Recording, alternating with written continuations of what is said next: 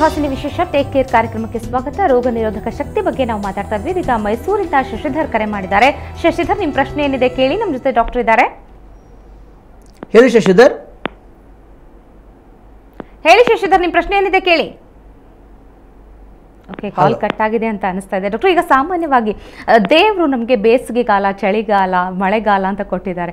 But ಎಲ್ಲ ಟೈಮಲ್ಲೂ ನಾವು ನೋಡ್ತೀವಿ, ಬೇಸಿಗೆ ಅಂದರೆ ಅಯ್ಯೋ ಬಿಸಿಲು ತಡೆಯೋಕ್ಕಾಗಲ್ಲ ಅಂತ, ಚಳಿ ಅಂದರೆ ಚಳಿ ತಡೆಯೋಕ್ಕಾಗಲ್ಲ. ಇದೆಲ್ಲವೂ ಕೂಡ ಇಮ್ಯೂನ್ ಸಿಸ್ಟಮ್ ಕೊರತೆಯಿಂದ ಆಗುತ್ತಾ ಅಂತ, ಯಾವುದೂ ಕೂಡ ತಡೆಯೋದಕ್ಕಾಗದೇ ಇರೋದು. ಎಕ್ಸಾಕ್ಟ್ಲಿ, ನಮ್ಮ ಮನಸ್ಸನ್ನು ಅದಕ್ಕೆ ನಾವು ಪ್ಲಾನಿಂಗ್ ಮಾಡ್ಕೊಳ್ಳೇಬೇಕು. ಬೇಸಿಗೆಕಾಲ ಬಂತು ಅನ್ನುವಾಗ ಇಟ್ ಕ್ವೈಟ್ ಬಟ್ ನ್ಯಾಚುರಲ್. ಅದಕ್ಕೇನು ಮಾಡೋದು, ಅಕಸ್ಮಾತ್ ಬೇಕಂದ್ರೆ ಒಂದು ಛತ್ರಿ ತೊಗೊಂಡು ಹೋಗೋದು, ಇಲ್ಲಾಂದರೆ ಸ್ವಲ್ಪ ಕರೆಕ್ಟಾಗಿ ಯಾವ ಟೈಮ್ ಸ್ವಲ್ಪ ಬಾಯಾರಿಕೆ ಯಾವಾಗ ಜಾಸ್ತಿ ಇರುತ್ತೋ ಆವಾಗ ಕುಡ್ಕೊಳ್ಬೇಕು.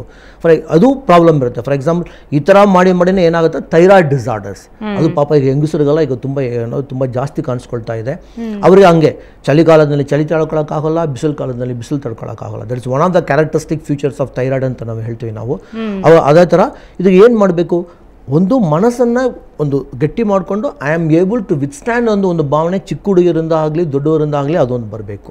ಒಳ್ಳೆ ಹೈಜಿನಿಕ್ ಹ್ಯಾಬಿಟ್ಸ್ ಅಂತ ಹೇಳ್ತೀವಲ್ಲ, ಅದನ್ನು ಎಲ್ಲರೂ ಅಭ್ಯಾಸ ಮಾಡಲೇಬೇಕು.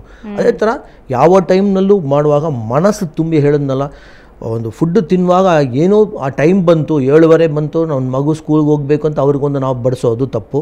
ಅದೇ ಥರ 7:15 ಬಂತು, ನಾನು ಸ್ಕೂಲ್ಗೆ ಹೋಗ್ಬೇಕು ಅಂತ ಮಗು ತಿನ್ನೋದು ತಪ್ಪು. ತಿನ್ನೋದು ಆರೋಗ್ಯಕ್ಕೆ. ನಾನು ಬೆಳಗ್ಗೆ ತಿನ್ನೋದು ಬ್ರೇಕ್ಫಾಸ್ಟ್. ನವಡೇಸ್ ಎಲ್ಲ ಡಾಕ್ಟರ್ ನಾವು ಹೇಳ್ತಾ ಇದ್ವಿ, ಬ್ರೇಕ್ಫಾಸ್ಟನ್ನು ಮಿಸ್ ಮಾಡಬೇಡಿ. ಬ್ರೇಕ್ಫಾಸ್ಟ್ ಅಂದರೆ ಬ್ರೇಕ್ಫಾಸ್ಟ್ ತಿನ್ನೋದು ಲೆಕ್ಕ, ಅದು ಇಂಪಾರ್ಟೆಂಟ್ ಅಲ್ಲ ನಮಗೆ. ಒಂದು ಬ್ರೆಡ್ ಸ್ಲೈಸ್, ಸುಮ್ಮನೆ ಬ್ರೆಡ್ ಸ್ಲೈಸನ್ನು ನೀರಿನಲ್ಲಿ ಹಾಕ್ಬಿಟ್ಟು ಇಲ್ಲಾಂದ್ರೆ ಇದರಲ್ಲಿ ಹಾಕ್ಬಿಟ್ಟು ಗ್ರಾಬ್ ಇಟ್ ಅಂತ ಹಂಗೆ ಹಾಕ್ಕೊಳ್ತಾರ, ಆ ಥರ ಇಲ್ಲ. ಬ್ರೆಡ್ ಸ್ಲೈಸ್ನಲ್ಲಿ ಹಾಫ್ ಪೀಸ್ ಬ್ರೆಡ್ ಸ್ಲೈಸ್ ತಿನ್ನೋಣ, ಆ ಜೊತೆಯಲ್ಲಿ ಚೂರು ಪಲ್ಯ. ಫಾರ್ ಎಕ್ಸಾಂಪಲ್ ಬೇಕಾದ್ರೆ ಆಲೂಗಡ್ಡೆ ಬೇಕಾದರೂ ಇರಲಿ, ಇಲ್ಲಾಂದರೆ ಒಂದು ಈರುಳ್ಳಿ ಇರಲಿ, ಆ ಜೊತೆಯಲ್ಲಿ ಸ್ವಲ್ಪ ವೆಜಿಟೇಬಲ್ಸ್, ಒಂದು ಗ್ರೀನ್ ಸಾಲಡ್ ಅಂತ ಹೇಳ್ತೀವಲ್ಲ, ಸಾಲಡ್ ಇಟ್ಕೊಂಡು ತಿಂದರೆ ಆ ಬ್ರೆಡ್ ನಿಮಗೆ ಬ್ರೇಕ್ಫಾಸ್ಟ್ ಬರುತ್ತೆ. ನಿಮಗೆ ಮಧ್ಯಾಹ್ನ ತಂಗ ಅಸಿಡಿಟಿ ಜಾಸ್ತಿ ಆಗುತ್ತೆ, ಎಲ್ಲವೂ ಕೂಡ ಎಲ್ಲ ಬರಬೇಕು, ಚೂರು ಕಾಳು. ಈಗ ಬೆಂಗಳೂರಿಂದ ಲೀಲಾವತಿ ಕರೆ ಮಾಡಿದ್ದಾರೆ. ಲೀಲಾವತಿ, ನಿಮ್ಮ ಪ್ರಶ್ನೆ ಏನಿದೆ ಕೇಳಿ.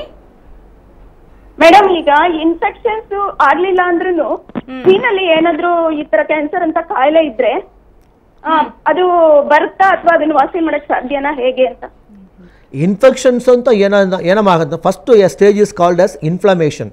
ಯಾವುದಾದ್ರು ಒಂದು ಏನಾದರೂ ಒಂದು ಏಟ್ ಬಿತ್ತು ಅಂತ ಇಟ್ಕೊಳ್ಳೋಣ. ಏಟ್ ಬಿದ್ದ ತಕ್ಷಣ ಫಸ್ಟ್ ಏನಾಗುತ್ತೆ ಅಂದರೆ ಒಂದು ಕೆಂಪು ಕಾಣಿಸ್ಕೊಳ್ಳುತ್ತೆ, that is called as rubor. ಅದಾದ ಮೇಲೆ ಏನಾಗುತ್ತೆ, ಅಲ್ಲಿ ಹೀಟ್ ಕಾಣಿಸ್ಕೊಳ್ಳುತ್ತೆ, that is called as calor. ಆ ಪರ್ಟಿಕ್ಯುಲರ್ ಜಾಗ ಏನಾಗುತ್ತೆ, ದೊಡ್ಡದಾಗಿ ಸ್ವೆಲ್ಲಿಂಗ್ ಆಗುತ್ತೆ, that is called as tumour ಅಂತ ಹೇಳ್ತೀವಿ. ಈ ಥರ ಜಾಗದಲ್ಲಿ ಏನಾಗುತ್ತೆ ಅಂದರೆ ಇದು ಫಸ್ಟ್ ಡಿಫೆನ್ಸ್ ಸಿಸ್ಟಮ್.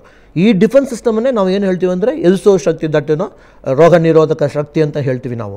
ಇದು ಕಡಿಮೆ ಆಗ್ತಾ ಇರುವಾಗ ಬ್ಯಾಕ್ಟೀರಿಯಾ ಹಲವಾರು ಯಾವಾಗಲೂ ಕೋಟ್ಯಾಂತರ ಬ್ಯಾಕ್ಟೀರಿಯಾ ಇದ್ದೇ ಇರುತ್ತೆ. ಒಂದು ಬ್ಯಾಕ್ಟೀರಿಯಾ ಒಳಗೆ ಹೋಗ್ಬಿಡುತ್ತೆ, ಆದ ತಕ್ಷಣ ಅಲ್ಲಿಗೆ ನಮ್ಮ ಡಿಫೆನ್ಸ್ ಸಿಸ್ಟಮ್ ಸ್ವಲ್ಪ ವೀಕ್ ಇರುತ್ತೆ, ಆವಾಗ ಕಾಣಿಸ್ಕೊಳ್ಳುತ್ತೆ. ಇನ್ಫ್ಲಮೇಷನ್ ಇರುವಾಗ ನಿಮ್ಮ ಸಿಸ್ಟಮ್ ಚೆನ್ನಾಗಿದೆ ಅಂತ ಅರ್ಥ. ಇನ್ಫೆಕ್ಷನ್ ಅಂತ ಬಂತು ಅಂದರೆ ನಿಮ್ಮ ಸಿಸ್ಟಮ್ ಕಡಿಮೆ ಅಂತ ಕಾಣುತ್ತೆ. ಅದಕ್ಕೆ ಒಳ್ಳೆ ಆಹಾರ ಇದೆಲ್ಲ ನಿಮಗೆ ಬೇಕಾಗುತ್ತೆ. ಮಂಜುನಾಥ್ ಅಂತ ಬೆಂಗಳೂರಿಂದ ಕರೆ ಮಾಡಿದ್ದಾರೆ. ಮಂಜುನಾಥ್, ನಿಮ್ಮ ಪ್ರಶ್ನೆ ಏನಿದೆ ಕೇಳಿ. ಮೇಡಮ್, ನಮ್ದು ಇದು ವೆದರ್ ಚೇಂಜ್ ಆಯ್ತು, ಕ್ಲೈಮೇಟ್ ಚೇಂಜ್ ಆಯ್ತಿದ್ದಂಗೆ ಎದೇನು ಒದೆ ಕತ್ತಲ್ ಉರಿ, ಆಮೇಲೆ ಮೂಗೆಲ್ಲ ಬ್ಲ್ಯಾಕ್ ಉರಿ ಆಗುತ್ತೆ. ಯಾವಾಗ? ಚಳಿಗಾಲದಲ್ಲಿ? ಚಳಿಗಾಲ ಅಲ್ಲ, ಯಾವಾಗ ವೆದರ್ ಚೇಂಜ್ ಆಗುವಾಗ ಒಂದು ಚೇಂಜ್ ಆಗಿದ್ರೆ ಹೌದು. ಇದು ಒಂದು ಸರ್, ನಿಮಗೆ ಎಷ್ಟೊಷ್ಟು ಸ್ವಲ್ಪ ಕಡಿಮೆ ಇದೆ, ನಿಮ್ಮ ಆಹಾರಗಳನ್ನು ಸ್ವಲ್ಪ ಚೆನ್ನಾಗಿ ಇದು ಮಾಡ್ಕೊಳ್ಬೇಕು. ಈ ಥರ ನಮ್ಮ ಪಾಸಿಟಿವ್ ಹೋಮಿಯೋಪತಿಯಲ್ಲಿ ಒಳ್ಳೆ ಔಷಧಿಗಳಿದೆ.